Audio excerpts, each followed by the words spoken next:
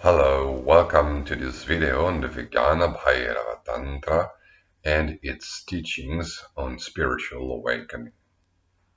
Today we will see two verses, or rather a couple of verses, about the core meditation practice of tantric yoga, a practice that has many names, such as śṛṇu, the posture or the attitude, the gesture of Shiva or God, is called also shambhavi-mudra, shambhavi, Bhairava, the roseful form of Shiva, because that form of Shiva has a roseful attitude with wide open eyes and open mouth, and as we shall see in that meditation practice, the eyes are wide open and the mouth is slightly opened.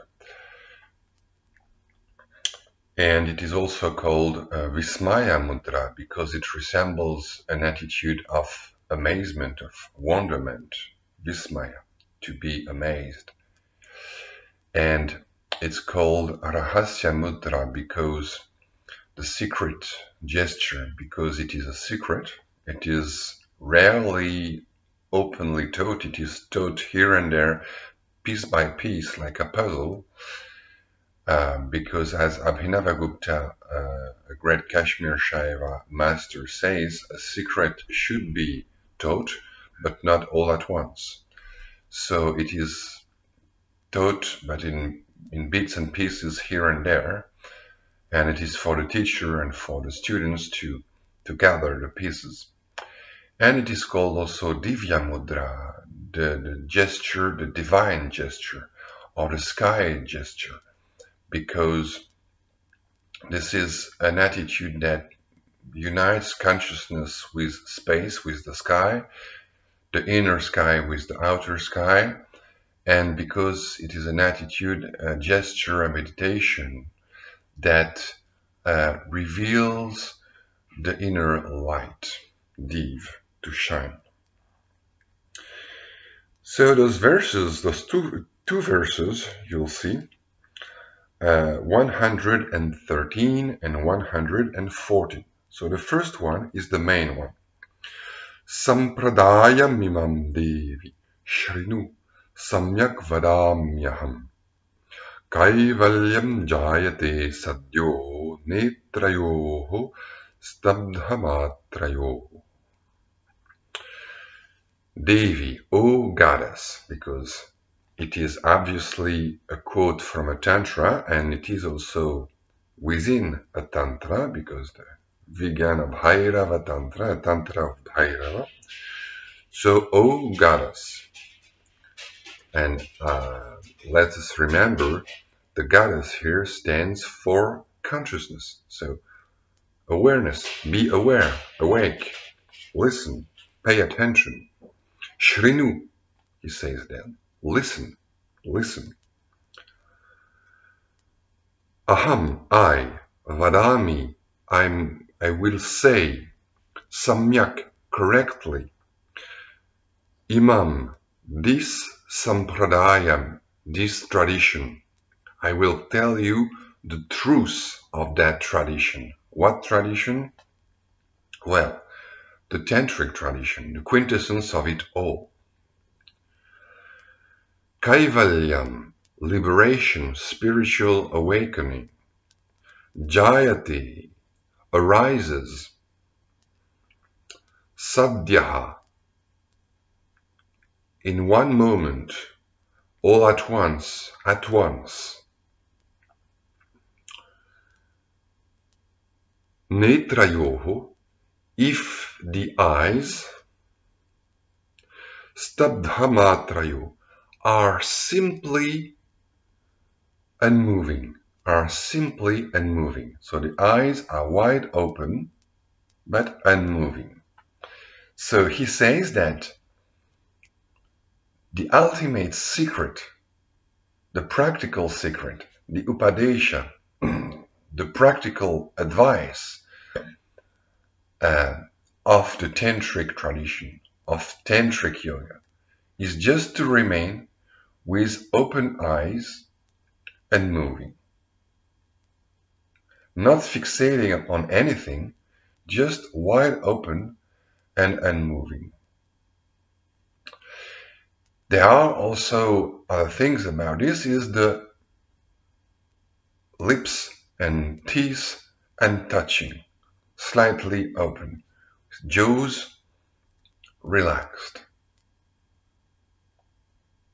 like in an attitude of being startled. And the eyes should be as open as possible. If you feel uncomfortable, you can do it the Buddhist way, with the eyes like this, but if possible, staring straight ahead or even slightly up. And that is the key points of that practice, and it is said that it is enough to maintain those points. It will automatically induce state beyond mind, freedom from mind rather. Freedom from mind, unmana, amanaska. So this is the core practice, the core meditation practice of tantric yoga. And this is called mainly Shiva-mudra, the gesture of God, the divine gesture, and the gesture of wonder, vismaya-mudra. And there is a second verse, they are put together by the commentators. saṃkocaṃ karṇayoḥ kṛtvā hi adhodvāre tathaiva anackam ahalaṃ dhyāyan viśed brahma sanātanam. So this is a verse teaching about listening to the inner sound, the sound that you hear when you put your fingers on your ears and you hear a sound like as if coming inside from inside you. And that is the sound that you should listen to here. And this is a very important practice in tantric yoga that has come into hatha yoga, even though hatha yoga is quite different. But that practice of listening to inner sound has come into hatha yoga. It's called nāda-nusandhāna, concentration on sound. saṃkocaṃ karṇayoḥ kṛtvā, having contracted the ears, that is, having put some plugs in your ears, or having closed your ears with your hands, with your fingers, adhodvāre tathaiva, and the downward opening, that is the anal region, slight contraction. The more subtle that contraction is near the coccyx, the more powerful it is. It is supposed to bring about a sensation of subtle bliss in the back along the vertebral column. Anackam ahalaṃ dhyāyan, meditating on the immaculate sound without a consonant. So that sound is the inner sound you hear when you close your ears with your hand, and after some practice you can even hear that sound. You can notice it quite easily, even without putting plugs in your ears or closing your ears. I can hear it here and now. It's not so difficult. And that sound is said to be ahalaṃ, immaculate. Why? Because it does not arise out of causes and conditions, like the sound of a bell, which is striking between two objects. Here it is a sound which is supposed to arise spontaneously. It is the eternal sound that is consciousness herself. It is consciousness, the sound of silence. And it is anackam, that is without consonant, because there is nothing to block it. It is not like when you say aka, like I say aka, it is interrupted, as it were, by the ka. The flow of the air, the flow of out-breath is blocked, is interrupted by the ka consonant. Here there is no such interruption, no such blockage, so it is anackam. Sorry, it's the opposite. I'm completely, I'm not well awake. It is without vowel. It is without vowel. Of course, anackam means without vowel, not without consonant. So it is a sound that in fact cannot be spelled out, because if you try to say ka without the a, it's not possible. And this practice has been, I think, mentioned previously in the same tantra, and it is mentioned in Kshemarāja's pratyabhigya hridayam as well, anackam. You spell out silently, mentally, or even physically, like ka, but without the a. So it gives something like as if you were, you could not breathe any longer. So it is a sound which is not a sound. It is a sound which cannot be, there is no possible uchara of that sound because the breath is blocked. So it is a silent sound. And meditating on, contemplating on that sound, which is without a vowel, not without a consonant, sorry for that, viśed, one will enter brahma into the ever-expanding one, brahma brimhati sada, into the ever-expanding one, which is there, sanātanam, which is there from the beginning. Not just eternal, but sanātanam means present from the start, primordial. So you listen to that inner sound and you enter into the ever-expanding one, into consciousness, into awakened consciousness, which is primordial consciousness.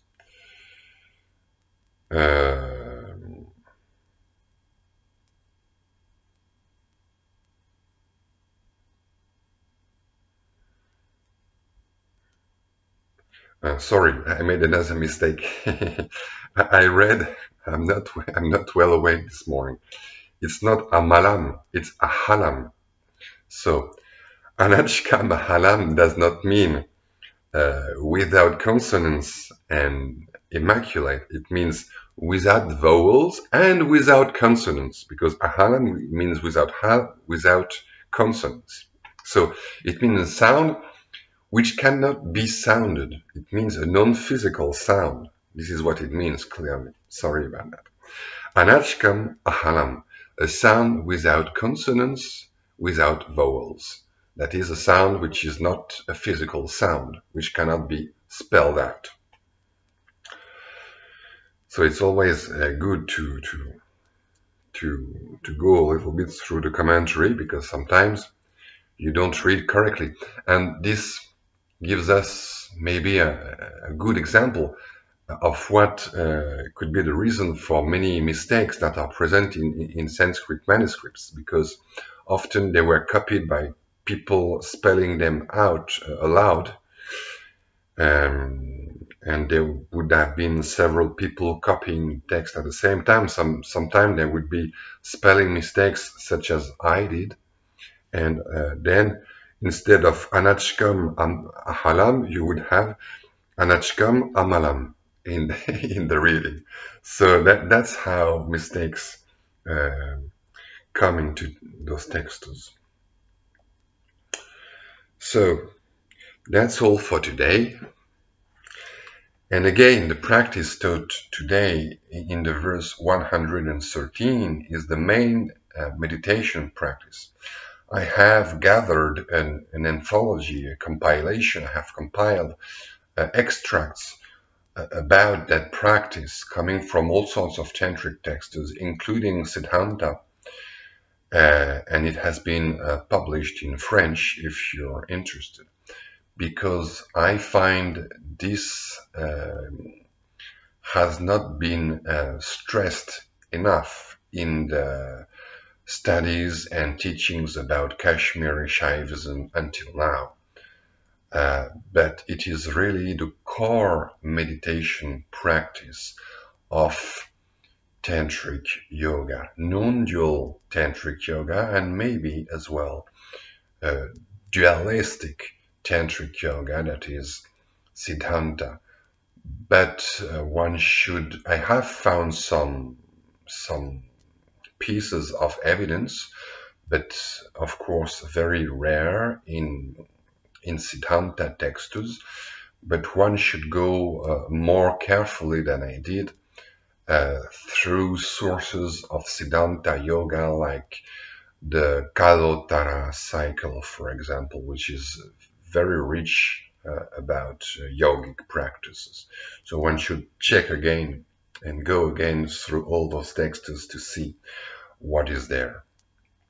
But what is sure anyway is that this practice in the non-dual tantric yoga traditions is, I believe, that is my claim, and I think there is enough evidence for it, is the core practice, the core meditation practice, beside the well-known visualization practices, which are not really meditation in the sense that we mean today, but which are rather ritual practices. Dhyana means visualization, usually in the tantric context. It's about ritual, visualizing a deity.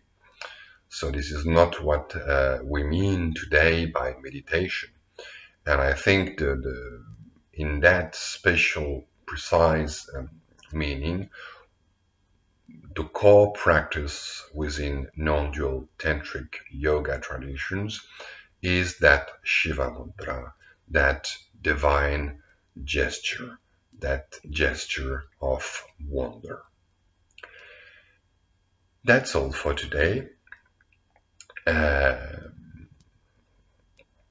Thank you for your listening, and see you next time.